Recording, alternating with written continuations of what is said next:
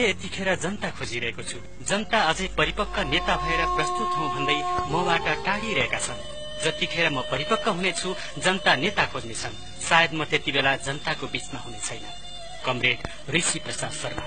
2056 सालको निर्वाचनको परिणामपछि विशाल जनसभामा दिएको यही अभिव्यक्ति सहित प्रस्तुत छ शहीद स्वर्गीय ऋषि प्रसाद शर्माको जीवन गाथामा आधारित हृदयस्पर्शी गीति संगालो ऋषि हत्याकाण्ड।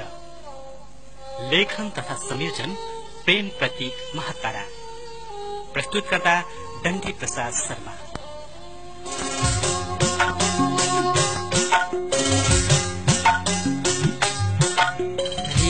तिम्रो सम्झनामा सुखर्केको छ मुटु भित्र विद्रोहको आगो सल्केको छ मुटु भित्र विद्रोहको आगो सल्केको छ तिम्रै सपना साकार पार्ने कसम खाएका छौ तिम्रै बाटो पछ्याएर अघि लागेका छौ बाटो पछ्याएर अघि लागेका छौ छोड्ने छैनौ किनारालाई हत्या राति जनताका बहिनीलाई छोड्ने छैनौ किनारालाई हत्या राति जनताका बहिनीलाई हत्या राति जनताका कमरेड ऋषि प्रसाद शर्माको जन्म 2018 साल माघ 6 गतेका दिन सामान्य किसान परिवारमा भएको थियो। समकक्षीहरूको भनाइमा उहाँ सानै उमेरदेखि विद्रोही र नेतृत्वदायी भूमिका पूरा गर्नुहुन्थ्यो। त्यसैले विद्यालयका साथीहरू उहाँलाई माननीयका नामले बोलाउँथे। उच्च शिक्षा अध्ययनका सिलसिलामा महेन्द्र बहुमुखी क्याम्पस नेपालगंज पुगेपछि उहाँले 2037 सालमा अनेरासो बियुको सम्पर्कमा पुगेर आफ्नो सांगठनिक राजनीतिक जीवनको शुरूआत गर्नुभयो।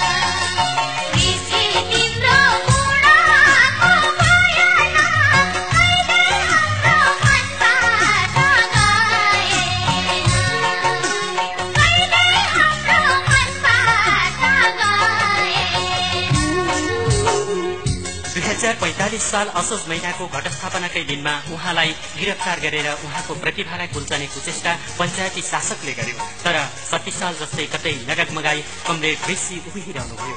त्यसपछि उहाँलाई दैलेख कारागारबाट बाँके सरुवा गरियो।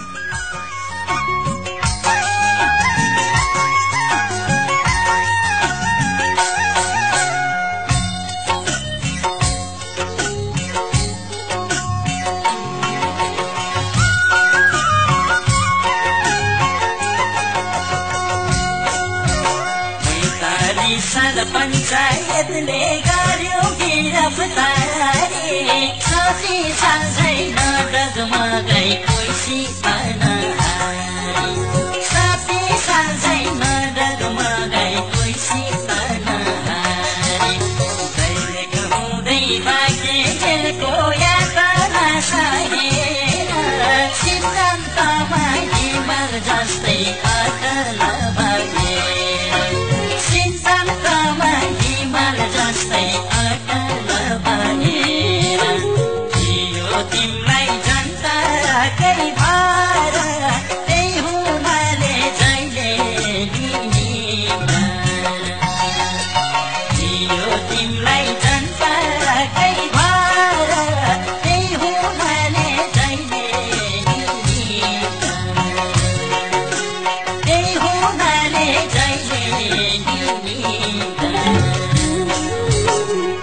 कमरेड ऋषिकी आमाले बाबुआमालाई रुवाएर नबस बरु राजनीति छोडेर घर आ भन्ने खबरको प्रत्युत्तरमा ऋषिले लेख्नु भएको थियो, आमा, मेरा आमा बाबाको आँखाको आँसु पुस्न र मुहारमा उज्यालो ल्याउन मेरो जिन्दगीको सार्थक त होइन, लाखौं आमा र बुबाको आँसु पुस्नु र मुहारमा उज्यालो ल्याउनु मेरो कर्तव्य हो।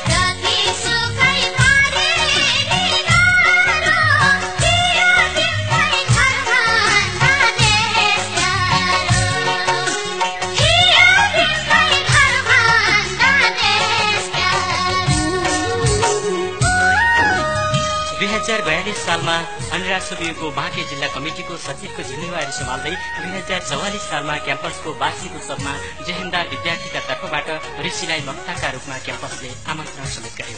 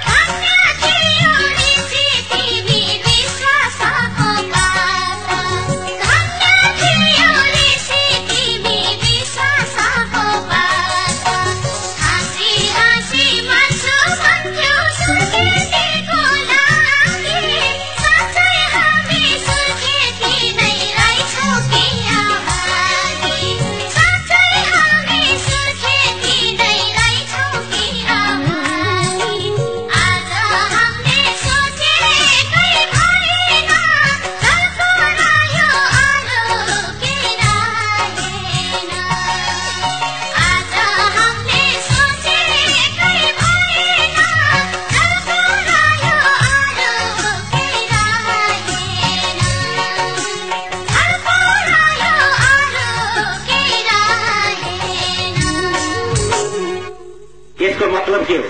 जनता अहिले जसले जातपात मान्दैनन् भनेर हल्ला मचाएर भोट प्राप्त गरेर विजय प्राप्त गर्ने सपना देखिरहेका राजनीतिक पार्टीहरू के आज दलीय स्वतन्त्रताको निम्ति आफूलाई निर्णयमा पुर्याउन तयार होलान्? यो नेपाली जनताको बीचमा प्रश्न छ। के आज जनजातिहरूको स्वतन्त्रताको निम्ति उनीहरूले आफ्नो भूमिका पूरा गर्लान्? जात भातको विरोध गरे बापत जात भात सामाजिक कुरीति हो भने बापत, जातभात सामाजिक कुसंस्कार हो भने बापत नेकपा एमालेलाई गाली गरेर भोट माग्नेहरूले वास्तवमै न दलितहरूको मुक्तिको निम्ति गर्नेछन् न त जनजातिको मुक्तिको निम्ति गर्ने। तपाईहरुले हेर्नुभयो भने कि विगत हामीले जनआन्दोलनको पेटमा जुन खालको भूमिका पूरा गरियो, जनआन्दोलनको विकासको प्रक्रियालाई हेर्नुभयो भने युगदेखि सामन्तवादका विरुद्ध लड्दै आइरहेका नेपाली जनताहरू युग सदियौंदेखि सामन्तवादलाई समाप्त गर्न भनेर अगाडि बढिरहेका नेपाली जनताका संघर्षका परिहरू हामी अहिले जोड्दैछौँ, एउटा निर्णायक तहमा पुग्दैछौँ, एउटा फैसला गर्दैछौँ। यदि मुलुकमा राजतन्त्र रह्यो भने, यदि मुलुकमा राजाले फेरि शासन गर्ने स्थिति रह्यो भने के होला? नेकपा एमाले जनताको साथ र समर्थन सहित संघर्ष र आन्दोलनको अग्रिम मोर्चालाई नेतृत्व गरिरहेको राजनीतिक पार्टी हो। त्यसले यो अभिवादनलाई त्यसले मात्रै पूरा गर्न सक्छ भन्ने कुरालाई हामीले सबैले महसुस गर्नुपर्छ।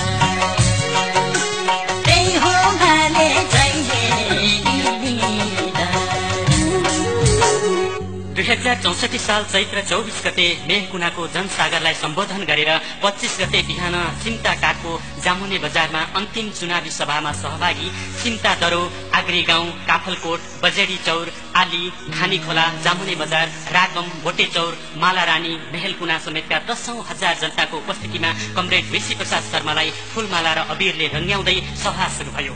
आफ्नो धारा प्रवाह भाषणसँगै कमरेड ऋषिले आफ्ना प्रतिबद्धता समेत व्यक्त गर्नुभयो त्यहाँ र कमरेड ऋषिले भन्नुभयो, संविधान सभाको निर्वाचन राजनीतिक पार्टीहरू वादी प्रतिवादीका रूपमा जनताका न्यायालयमा हाजिर भएका छन्। यो त लडाई होइन, लडाई त 240 वर्षदेखिको सामन्ती राजतन्त्रलाई समाप्त पार्दै संघीय लोकतान्त्रिक गणतन्त्र नेपालको घोषणा गर्ने दिनमा हुनेछ। यदि सुर्खेती जनताले विश्वास गर्नुभयो भने म संघीय लोकतान्त्रिक गणतन्त्र घोषणा गर्नका लागि आवश्यक पर्यो भने यहाँहरूको विश्वासलाई साक्षी राख्दै हाँसी हाँसी आफ्नो जीवन बलिदान गर्न तयार छु।